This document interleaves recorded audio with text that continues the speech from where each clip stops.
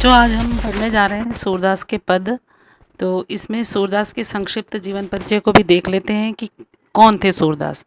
ऐसा माना जाता है कि सूरदास का जन्म 1483 ईस्वी 1483 1483 ईस्वी में रुनकता नामक, मथुरा के पास रुनकता नामक गांव में हुआ था।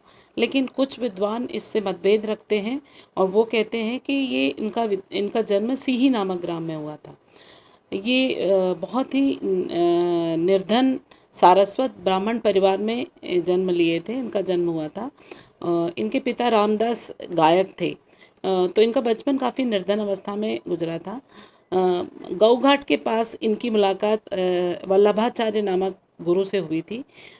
इन्होंने इनसे दीक्षा प्राप्त की थी। ऐसा कहा जाता है कि ये जन्मांध थे, जन्म से अंधे थे। लेकिन जब इनकी कविताओं को, सूर के पदों को पढ़ा जाता है तो ऐसा बिल्कुल एहसास नहीं होता कि ये कभी अंधे भी रहे होंगे। यानी इतना चमत्कारिक वर्णन श्री कृष्ण के बाल लीलाओं का आँख वाला व्यक्ति भी ना कर सके। इतना माने सटीक वर्णन इन्होंने किया है कि पाठक चमत्कृत रह जाता है, यानी आश्चर्यचकित रह जाता है कि एकदम ऐसा लगता है जैसे वो सामने बैठे हों और श्री कृष्ण की बाल लीलाओं को देख रहे हों और उसी का वर्णन वो करते जा रहे हों। इतना अधिक प्रभावी इम्प्रेसिव वर्णन श्री कृष्ण की बाल लीलाओं का इन्होंने किया है। इनकी कविताएं जो हैं, इनमें जो बाल लीलाओं का वर्णन है और इतना प्रभावी होने के कारण वात्सल्य को हिंदी साहित्य में वैसे तो 9 रस हैं, लेकिन 10वें रस के रूप में वात्सल्य रस को मान लिया गया। इतना प्रभावी इनका बाल लीलाओं का, माता और पुत्र के लीलाओं का जो है वर्णन, श्री कृष्ण के बाल लीलाओं का वर्णन इतना अधिक प्रभावी किया कि वात्सल्य रस को 10वां रस मान लिया गया है। इनकी प्रमुख रचनाएं जो महाकाव्य है, सूर सागर, सूर सारावली, साहित्य लहरी, नल दमयंती, व्याहलो जैसे 4-5 जो हैं इनके महाकाव्य हैं। और इनकी भाषा ब्रज है। इस वजह से भी जो रामचरितमानस से थोड़ा हटकर ये क्लिष्ट लगता है, थोड़ा कठिन लगता है। तो इसको मैं एक एक शब्द के साथ आपको उसका अर्थ समझाते हुए ये पद अब मैं समझाऊंगी, है ना। भाई, आज हम ये सूरदास के पद पढ़ेंगे। इसमें ये पद है: मैया कबहू बढ़ेगी चोटी, किती बेर मही दूध पियत, भई यह अजहू है छोटी, तू जो कहती बल्कि बेनी, ज्यों हुए है लांबी मोटी, काढ़त गुहत नहावत जय है नागिन सी भुई लोटी, काचो दूध पियावती पची पची, देत न माखन रोटी, सूरदास त्रिभुवन मन मोहन हरिहलधर की जोटी। ये ब्रज भाषा में लिखी हुई कविता है सूरदास की, जिसमें श्री कृष्ण की बाल लीलाओं का वर्णन है। तो अब इसको हम समझते हैं। मैया कबहू बढ़ेगी चोटी। श्री कृष्ण माँ यशोदा से पूछ रहे हैं कि माँ, मेरी चोटी कब बढ़ेगी। कितनी बेर मोहि दूध पियत, कितने बार हो गया मैं दूध पी रहा हूँ। भई यह अजहू है छोटी, भई यानी है, अभी भी यह छोटी है।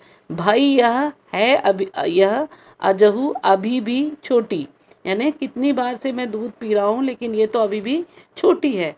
तू जो कहती बल्कि बेनी, तुम जो कहती हो कि बलराम भैया की जो बेनी है, बेनी यानी बाल, जो हुए है लंबी मोटी, जैसे लंबी और मोटी है। काढ़त गुहत नहावत जय है नागिन सी भुई लोटी, उसको वैसे ही करने के लिए तुम उसको कंघी करती हो, मेरे बालों को उसको गूंथती हो, मुझे नहलाती हो और ये नागिन जैसी हो जाएगी, ऐसा तुम कहती हो।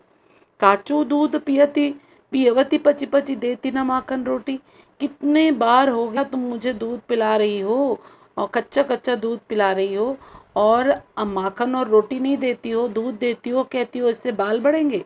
सूरदास त्रिभुवन मन मोहन हरिहलधर की जोटी। सूरदास जी कहते हैं त्रिभुवन यानी तीनों लोकों में ये जो हरिहलधर, हरि यानी श्री कृष्ण, हलधर यानी बलराम की ये जोड़ी है। तीनों लोकों में ऐसी जोड़ी नहीं है जो मनमोहन है, यानी मन को लुभाने वाली है। तो ये आपको समझ में आ गया होगा।